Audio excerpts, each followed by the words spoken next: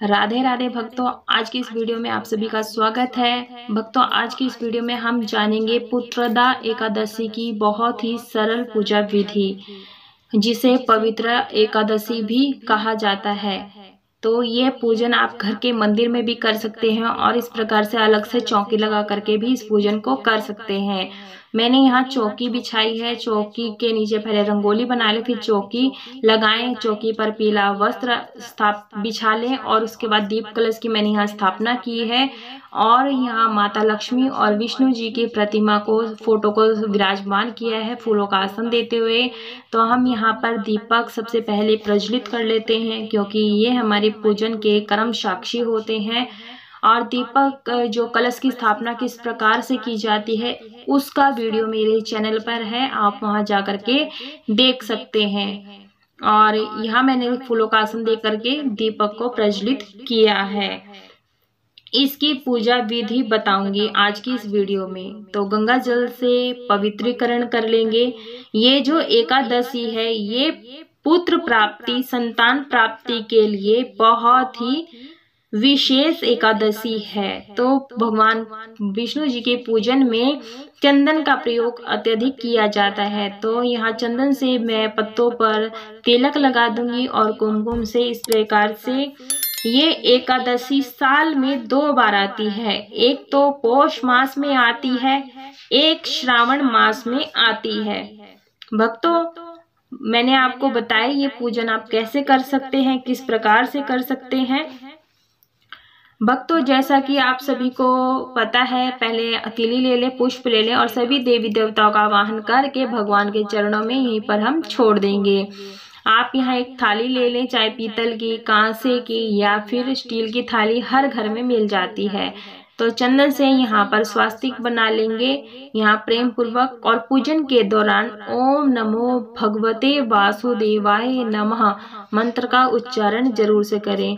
भक्तों, अगर वीडियो पसंद आती है तो वीडियो को लाइक करें और ज़्यादा से ज़्यादा शेयर करें। अगर मेरे चैनल पर पहली बार आए हैं तो चैनल को सब्सक्राइब अवश्य करें। तो मैं यहाँ पर तिली का आसन दे रही हूँ, तुलसी पत्र रख रही हूँ। उसके बाद हम करेंगे लड्डू गोपाल जी का स्नान। तो प्रेम पूर्वक स्नान कराएं यहाँ पर। और ये जो लड्डू गोपाल हैं इनका स्नान करा रहे हैं पुत्रदा एकादशी के लिए। बाल गोपाल की सेवा पूरी श्रद्धा के साथ पूजा अर्चना की जाती है, तो वो आपकी हर मनोकामना अवश्य पूरी हो जाती है। अगर आप भी चाहते हैं बाल गोपाल की तरह आपको भी संतान की प्राप्ति हो, तो आप लड्डू गोपाल की सेवा करने का नियम भी ले सकते हैं। और गणेश जी की भी अभिषेक कराएंगे जल से। भक्तों, एकादशी के दिन सुबह सुबह सभी कार्यों से निवृत्त होकर के स्नान करके शुद्ध स्वच्छ वस्त्र धारण करें और हो सके तो पीले वस्त्र धारण करें। और उसके बाद ही पहले सूर्य को जल दें, अर्घ्य दें। उसके बाद मंदिर में आकर के नॉर्मल सी पूजा कर लें। आज के दिन इस पूजन में गाय की पूजा करने का विशेष महत्व होता है। यदि आपके घर में गाय नहीं है तो आज के दिन आप गाय घर में अवश्य लेकर आएं, क्योंकि गाय की जो में 33 करोड़ देवी देवताएं विराजमान होते हैं और इनकी पूजा करने से हमें हर मनोकामनाएं पूरी होती हैं। तो गाय की आज सेवा करें और गाय को हरा चारा खिलाएं और गाय को रोटी प्रतिदिन जरूर से देनी चाहिए। फूलों का आसन देंगे। आप चाहे तो यहाँ पर तीली का भी आसन दे सकते हैं। तो इस प्रकार से यदि आप किसी विशेष मनोकामना के लिए व्रत कर रहे हैं तब आप कलश की स्थापना अवश्य रूप से करें। फूलों का आसन दे करके हम गौ माता को भी विराजमान कर लेंगे और लड्डू गोपाल का अंग पोषण करके विराजमान करेंगे। पहले उन्हें वस्त्र पहनाएंगे। तो यहाँ सबसे पहले इत्र से मालिश कर ले। बाल गोपाल की सेवा करने का नियम आप ले लें। जितना लाड प्यार दुलार अपने लड्डू बाबू को करेंगे ना, उतनी ही जल्दी आपकी हर मनोकामना पूरी होगी। तो प्रेम से प्रेम पूर्वक से जैसे हम बच्चों की मालिश करते हैं उसी प्रकार से इत्र की मालिश लड्डू गोपाल की करेंगे। और फिर यहाँ पर हम निक्कर वगैरह पहना दे रहे हैं। आप चाहे तो नैपी भी पहना सकते हैं। और वस्त्र रूपी मैं यहाँ पर कपड़ा पहना रही हूँ पीले कलर का, क्योंकि एकादशी है। एकादशी के दिन पीले वस्त्र का विशेष महत्व होता है, पीले रंग का। श्रावण मास की एकादशी है तो आप गाय का दूध से अभिषेक करा सकते हैं, पंचामृत से स्नान करा सकते हैं। और मैंने यहाँ तुलसी की माला अर्पित की है, पहना दी है। और पीले कलर के मैं यहाँ कड़े पहना रही हूँ जो, और इस तरह से लड्डू बाबू का श्रृंगार कर लेंगे, विग लगा देंगे और साथ में मुकुट लगा देंगे और यहाँ पर विराजमान करेंगे। उनका मोर पंख भी साथ में रख देंगे। तो इस प्रकार से हमारे लड्डू बाबू का श्रृंगार कंप्लीट हो गया है। अब रह गई है इनकी बांसुरी इनके पास हम रख देंगे। आज जो एकादशी है पुत्रदा एकादशी, इस दिन भी आपको गाय की पूजा अवश्य रूप से करनी चाहिए। तो यहाँ पर सबसे पहले गणेश जी का वाहन करेंगे और गणेश जी का तिलक करके दुर्वा और लाल गुलाब का पुष्प अर्पित कर देंगे। उसके बाद करेंगे हम भगवान विष्णु जी का चंदन से तिलक, माता लक्ष्मी जी को, फोटो में जितने भी विराजमान हैं सभी को हम यहाँ पर तिलक कर देंगे। जो गाय का जो इस पूजन में बहुत ही ज्यादा महत्व होता है, एकादशी के दिन तुलसी पत्र नहीं तोड़ना चाहिए, इस बात का ध्यान रखें। गौ माता को भी पूजन करेंगे क्योंकि गौ माता में 33 करोड़ देवी देवता विराजमान रहते हैं। यदि आपके घर में गाय और बछड़ा नहीं है तो आप आज के दिन अवश्य घर में लेकर के आए। माता को लाल कुमकुम अर्पित कर देंगे, सिंदूर अर्पित कर देंगे। गौ माता को भी यहाँ तिलक लगा देंगे। गाय की जो सेवा करने से, पूजा करने से राजा को कैसे पुत्र रत्न की प्राप्ति हुई। भक्तों, आप आज के दिन गाय की पूजा करें, उन्हें हरा चारा खिलाएं, रोटी खिलाएं। और भगवान लड्डू बाबू को भी हम यहाँ पर पुष्प अर्पित कर देंगे, पीले पुष्प अर्पित कर देंगे। आप कोई भी फूल ले सकते हैं, लेकिन जो पीले फूल होते हैं वो गेंदे के फूल हर जगह आसानी से मिल जाते हैं। तो मैंने यहाँ तुलसी की माला बनाई है। तुलसी की माला किस प्रकार से बनाई जाती है इसका वीडियो मेरे चैनल पर है, मैं इसका लिंक मैं आपको डिस्क्रिप्शन में दे दूंगी, आप वहां जाकर के सीख सकते हैं। लेकिन ये ध्यान रहे, एकादशी के दिन तुलसी पत्र नहीं तोड़ना है, ना ही उसे छूना है, क्योंकि तुलसी माता का भी आज के दिन व्रत होता है, नीराजल व्रत होता है। तो आप ये तुलसी पत्र एक दिन पहले ही तोड़ करके रख लें, उसके बाद ही आप पूजन में शामिल करें। और शाम के समय तुलसी के पास दीपक जलाना जरूर से चाहिए बिना छुए। और यहाँ पर माता लक्ष्मी को लाल पुष्प, भगवान विष्णु जी को लाल पुष्प अर्पित कर देंगे, लड्डू बाबू को अर्पित कर देंगे। इस प्रकार से इस पूजा को करने से निसंतान दंपति को संतान रत्न की प्राप्ति होती है। पीले कनेर के पुष्प अर्पित कर देंगे यहाँ पर। और पूजन के दौरान ओम नमो भगवते वासुदेवाय नमः इस मंत्र का जाप अवश्य करें। वरुण कलश का भी हम यहाँ पर तिलक कर देंगे, चंदन से, कुमकुम से और पुष्प अर्पित कर देंगे। दीपक को भी हम यहाँ पर 5 बार टीक लेंगे। जिनकी पहले से ही संतान होती है तो उनकी उन्नति, तरक्की और भाग्य उदय होता है, लंबी उम्र होती है, स्वास्थ्य अच्छा रहता है। अक्षत अर्पित कर देंगे, अक्षत यानी तिली। एकादशी में अक्षत प्रयोग नहीं किए जाते हैं, सिर्फ तिली ही प्रयोग किए जाते हैं, तो तिल का ही आप प्रयोग करें। और मैंने यहाँ पर घी का दीपक जलाया है, आप चाहे तो तिल का भी, तेल का दीपक जला सकते हैं। लेकिन पुत्रदा एकादशी है तो गाय के दूध से बनी हुई दूध, दही, घी ये सब आप प्रयोग जरूर से करें। मिठाई में भी आप प्रयोग कर सकते हैं मक्खन का। तो इस प्रकार से हमें पूजा करना है। और ये दीपक प्लेट लिया है, प्लेट में मैंने पुष्प का आसन दिया है और यहाँ पर मैं गाय के घी का, शुद्ध देशी घी का दीपक जला रही हूँ। आप चाहे तो आज के दिन बड़ा दीपक भी रख सकते हैं ताकि पूरी रात्रि जलता रहे और अगले दिन प्रातः तक जलता रहे। तो इस तरह से हमारी एकादशी का जागरण भी संपूर्ण माना जाता है। तो हम महिलाओं को ये व्रत अवश्य रूप से करना चाहिए संतान प्राप्ति के लिए। धूप दिखा देंगे। मैंने आपको जो ये पुत्रदा एकादशी की जो विधि है, बहुत ही सरल विधि आपके साथ मैं शेयर कर रही हूँ। तो इस प्रकार से धूप अगरबत्ती इस प्रकार से प्रेम पूर्वक दिखा देंगे और मन ही मन भगवान विष्णु के मंत्रों का जाप भी करते रहेंगे। तो इस तरह से हमें जाप करना है।